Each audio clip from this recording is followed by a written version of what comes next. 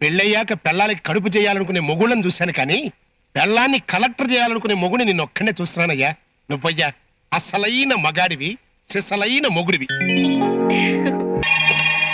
Hello, మీరు ఈ ఊళ్ళోనే ఉంటున్నారా? భాను నువ్వు పెళ్లి చేసుకున్నారంటగా. మీరు కారు బంగ్లా సకల సౌకర్యాలతో సుఖంగా ఉంటారనుకున్నాను. ఇలా కాలినడకన వెళ్తున్నారేమిటి?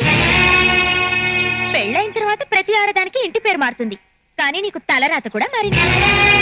ఏదో కలెక్టర్ కాబోతున్నావు అది ఇది అన్నారు, అయ్యావా? ఇప్పటికైనా అర్థమైందా నేను భానుని పెళ్లి చేసుకోవడానికి ఎందుకు ఒప్పుకోలేదో? అతన్ని పెళ్లి చేసుకునుంటే నేను కూడా నీలా పుల్లల పొయ్యి పోగ కళ్ళు నులుముకుంటూ ఇలా రోడ్లంట నీళ్లు మోసుకుంటూ బతకాల్సి వచ్చింది. నువ్వొక చదువుకున్న మూర్ఖురాలివి, అది చెప్పి వెళదామనే వచ్చాను.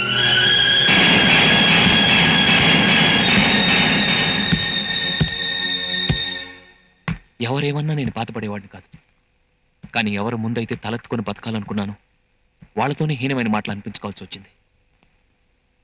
నేను చదువులేని మూర్ఖుడిని కాదన్ను, కానీ నువ్వు మాత్రం చదువుకుని మూర్ఖురాలివి కాకూడదు. చిన్నప్పటి నుంచి నువ్వు కలెక్టర్ కావాలని ఎన్నో కలలు కన్నావు. నీ కళ నిజం కావాలి, నువ్వు కలెక్టర్ అవ్వాలి. 10 మందిలో నేను తలెత్తుకుని తిరిగేలా చేయాలి. నేను కలెక్టర్ కావడం వల్ల మీ ఆత్మాభిమానం నిలబడుతుందంటే తప్పకుండా చదువుతానండి.